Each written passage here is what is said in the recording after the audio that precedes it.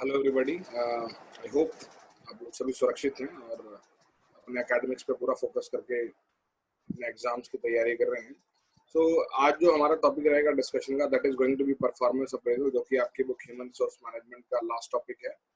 सो आइए स्टार्ट करते हैं उसे।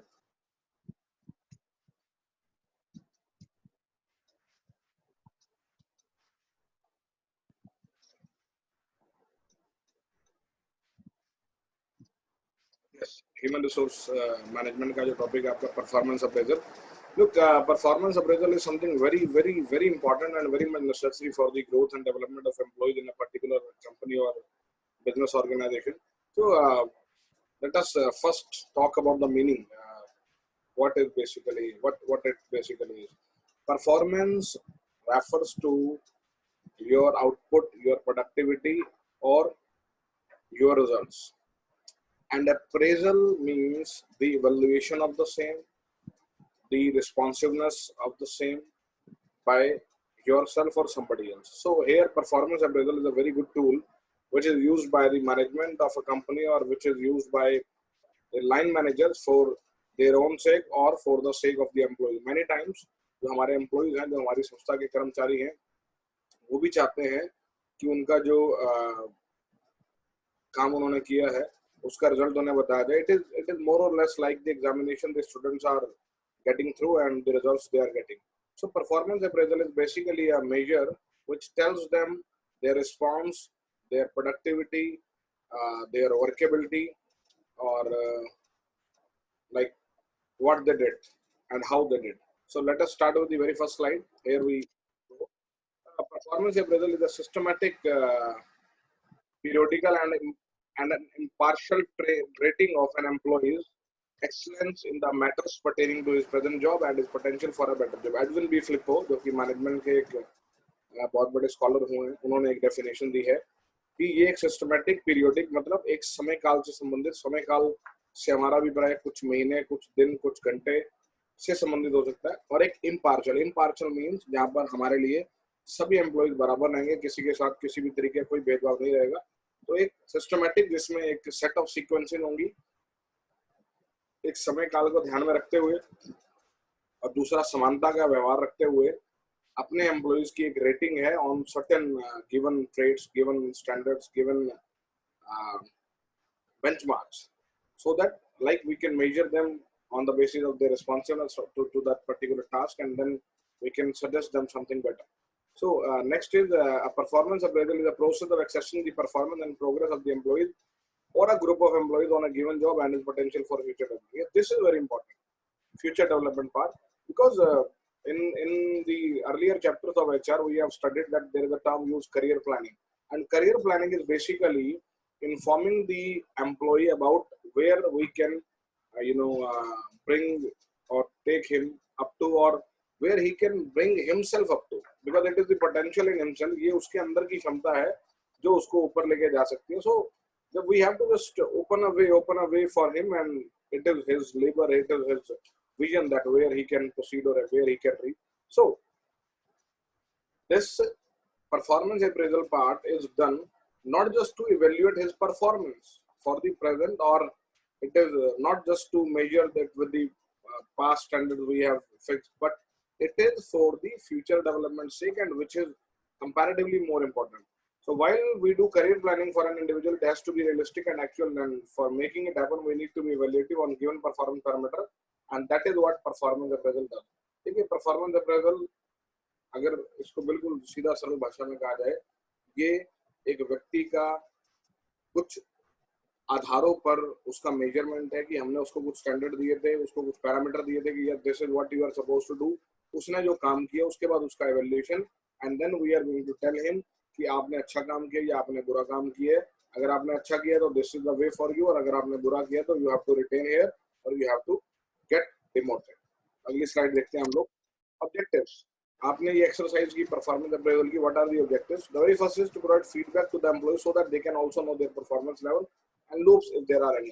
देखिए ये बहुत जरूरी है. जस्ट लाइक आप बच्चों के एग्जाम लेते हैं, वो किस लिए लेते हैं? इसलिए ताकि उनकी तैयारी का एक इवैल्यूएशन हो सके कि जो उन्होंने पढ़ा है, जो उन्होंने तैयार किया है, whether they are on the right track or not. So what we are going to do here is we have to give feedback to the employees कि जो उन्होंने काम किया है वो कैसा किया, ठीक किया या गलत किया। और अगर गलत किया है तो देखिए इस तरह की सिचुएशन संस्था में, कंपनी में कई बार आती है, when you are like finding कि कुछ लोग ठीक काम नहीं कर रहे और उसके पीछे कुछ वजह हो सकती है। एक तो वजह है जो उसकी नीयत से संबंधित है और दूसरी वजह है जो उसकी इमोशनैलिटी से, जो उसकी पारिवारिक स्थितियों से संबंधित है।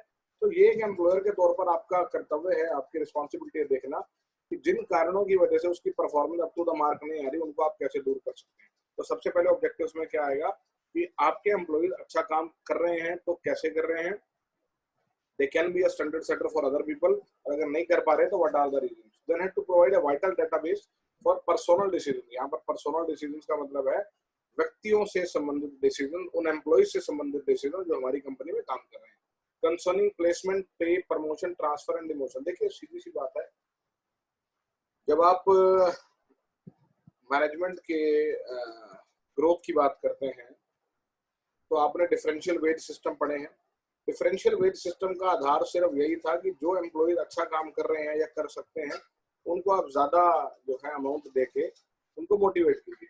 तो यहाँ पर परफॉर्मेंस अप्रेजल का जो आधार है, ऑब्जेक्टिव, वो भी यही है कि आप एक पूरा जो डिटेल डेटाबेस है, डिटेल डेटाबेस का मतलब है सारी सूचना उनके काम से संबंधित, उनके आने से, उनके जाने से, उनकी प्रोडक्टिविटी से, उनके प्रोडक्टिविटी की क्वालिटी से, ताकि आगे जो उनकी फर्दर प्लेसमेंट है, उनकी पे प्रोटेक्शन है या पे इंक्रीज है, प्रमोशन है, ट्रांसफर है, डिमोशन है या टर्मिनेशन है, इन सब से संबंधित डिसीजन लिए जा सके। देखिए आप किसी के साथ भी नाइंसाफी नहीं करेंगे, ऐसा एक अच्छे एम्प्लॉयर होने के नाते आपसे उम्मीद की जाती है। परंतु अगर कोई व्यक्ति अच्छा काम नहीं कर रहा तो आपको how many limits you will be tolerating, आप कितनी लिमिट्स तक उसको टॉलरेट करेंगे। सो आपको ये डेटाबेस जो है, आपको ये जानकारी, ये सूचना जो है वो परफॉर्मेंस अप्रेजल के थ्रू मिलती है। Then to diagnose the strengths and weakness of individual so as to identify further training needs. Yes, it is very important to understand the present strengths and weaknesses of the individuals. देखिए हम जब placement की बात करते हैं, recruitment की बात करते हैं, हम जब इंडक्शन की बात करते हैं, तो हम लोग बार बार इस बात पर फोकस करते हैं कि right man should be placed on the right job. कई बार ऐसा होता है कि एक व्यक्ति जो शायद किसी और काम में बहुत अच्छा हो सकता है पर अपनी प्रेजेंट जॉब में वो अच्छा नहीं है। So it is how you will be able to know this, it is personal appraisal, it is appraisal, performance appraisal which tells you कि वो कहाँ पर अच्छा है और कहाँ पर नहीं है। और अगर उसको किसी लाइक फॉर एग्जांपल अगर किसी व्यक्ति की प्रोडक्टिविटी अच्छी नहीं है या कम है तो इसका एक बड़ा कारण ये हो सकता है कि उसको ट्रेनिंग प्रॉपर ना मिली हो या उसको कुछ ध्यान में या उसके कुछ समझ में कुछ कमी रह रही है, तो आप उसको ट्रेनिंग देके दूर कर सकते हैं। पर ट्रेनिंग देने की जरूरत किसे और किसे नहीं है, इस बात का पता लगाने के लिए परफॉर्मेंस अप्रेजल की काफी ज्यादा जरूरत है। Then to provide coaching, counselling, career planning and motivation to subordinate. देखिए यहाँ पर कोचिंग को ट्रेनिंग के सब्स्टिट्यूट की तरह देखा जा सकता है। काउंसलिंग को उनका डिपार्टमेंट चेंज करने के लिए या फिर उनको काम से संबंधित अगर कोई दिक्कतें हैं उसको पूछताछ करने के लिए एक टूल के तौर पर देखा जा सकता है। करियर प्लानिंग जैसे कि मैंने सबसे पहले बात की थी, और मोटिवेशन टू सबऑर्डिनेट, जो अच्छा काम करेंगे वो दूसरों के लिए मोटिवेशन का सोर्स बनेंगे, जो अच्छा काम नहीं करेंगे उनकी हम काउंसलिंग करेंगे और हम कोशिश करेंगे उस दिक्कत को जानने की कि what are the things which are stopping him to perform better. Then to develop positive superior subordinate relationship and thereby reducing grievances. देखिए अगर किसी व्यक्ति की प्रोडक्टिविटी की रिपोर्ट अच्छी नहीं है तो जाहिर सी बात है उसके मन में उसके सुपीरियर के प्रति दुर्भावना आ सकती है कि मेरे सुपीरियर ने मेरे प्रति अच्छी भावना न रखते हुए मेरी रिपोर्टिंग गलत की।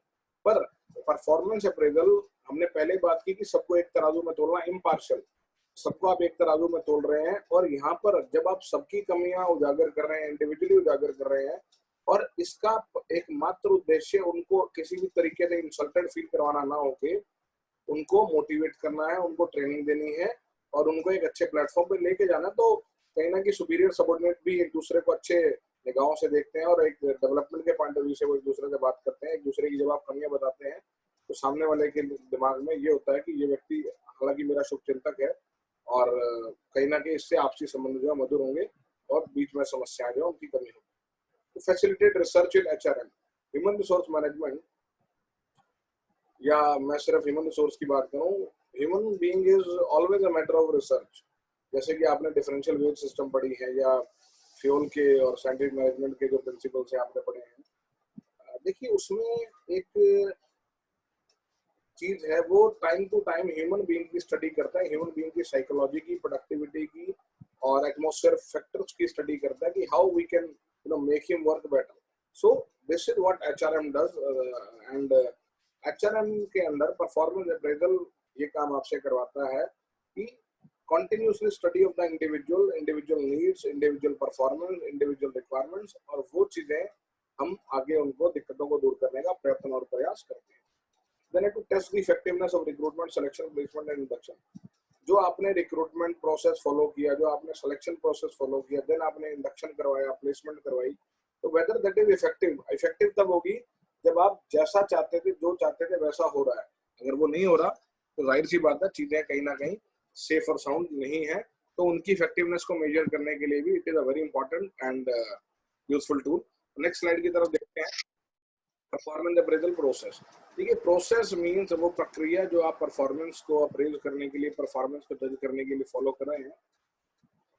सबसे पहला स्टेप है आपका setting of performance standard. Performance standards का मतलब है बेंचमार्क्स या वो जो एक लेवल है जो आप उनसे अचीव करने की उम्मीद रखते हैं. This is suppose to be common, this is suppose to be standardized on the basis of the performance level of like masses. आप किसी एक व्यक्ति की परफॉर्मेंस के आधार पर उसको बेंचमार्क सेट नहीं कर सकते. हाँ, आप 20, 30, 50 लोग जो कि अलग अलग एज ग्रुप के हों या फिर अलग अलग परफॉर्मेंस लेवल के, उनके ग्रुप को आप उनकी परफॉर्मेंस को आप मेजर करके उसके बाद जो उसका रिजल्ट है उसको आप एक स्टैंडर्ड के तौर पर एस्टैब्लिश करते हैं. देन इज और इसके लिए आप सहायता ले सकते हैं अपने टीम लीडर्स की, अपने लाइन मैनेजर्स की, एक्सपीरियंस लोगों की जो वाकई उस काम को कर चुके हैं या उस काम को करने का उनका काफी तजुर्बा है. क्योंकि अगर यहाँ पर गलती हो जाएगी तो आगे का सारा प्रोसेस जो आपका डिस्टर्ब हो जाएगा. तो सबसे पहले परफॉर्मेंस स्टैंडर्ड्स, मैं दोबारा कह रहा हूँ, इनके निर्धारण का काम बड़े सावधानी पूर्वक करना चाहिए क्योंकि यहाँ पर अगर गलती होती है तो आगे की सारी प्रक्रिया जो है डिस्टर्ब हो जाएगी.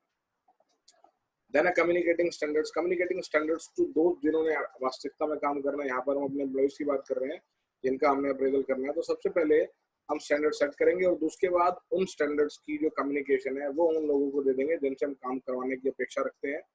उसके बाद हम उनसे पूछ सकते हैं इस बारे में भी जो है दरवाजे खुले रखने चाहिए कि whether they have anything to say on this. क्या उनको कोई एतराज या कोई बातचीत है जो वो पूछना चाहते हैं हमसे. अगर उनको कोई एतराज नहीं है तो ये कम्युनिकेशन स्टैंडर्ड उनको हम दे देंगे और उनको इसके हिसाब से काम करना है. ये क्वालिटेटिव और क्वांटिटेटिव दोनों हो सकते हैं कि आपको इतना काम करना है, इतने समय में काम करना है और इतने बेंचमार्क के साथ काम करना है. Then measuring performance. Third step है आप जो उन्होंने काम किया उसकी मेजरमेंट करेंगे. It is again very easy और ये मैनेजमेंट के प्रोसेस की तरह ही है कहीं ना कहीं. Comparing with standards. अब जो उसका रिजल्ट है, आउटपुट है और जो आपने उसको स्टैंडर्ड दिए थे उनको आप मेजर करेंगे. अब मेजर करने के बाद आप गैप फाइंड आउट करेंगे. Discussion result. जो उसने काम किया है अगर वो पॉजिटिव है तो कितना पॉजिटिव है, और अगर वो नेगेटिव है तो कितना नेगेटिव है. देखिए यहाँ पर आप 5, 7, 10% का जो लूप है या 1, 2, 3% का जो लूप है, अप डाउन है, उसको आप ओकेजनली जो है वो बेयर कर सकते हैं. बट अगर उससे ज्यादा है, नॉर्मली 1 से 2% का रहता है ये. अगर 100 यूनिट का स्टैंडर्ड है तो ठीक है, 98, 99 हो गया, चल जाएगा, वो भी occasionally. If it is constantly going into this particular direction, then probably you have to reduce the standards or you have to increase the performance. So discussion of results with the individuals जिन्होंने काम किया, आप उनके साथ discussion करेंगे क्योंकि वो लोग वास्तविकता में काम के साथ जुड़े हुए थे तो उनकी परफॉर्मेंस का जो आउटपुट है वो उन्हीं के साथ शेयर किया जाए. और उसके बाद अगर किसी का लूप है, किसी की दिक्कत है तो हम उनसे बात कर सकते हैं कि व्हाट आर दी रीजन. अगर किसी का कोई जायज रीजन है तो हम उसको दूसरा चांस भी दे सकते हैं. Then taking corrective action.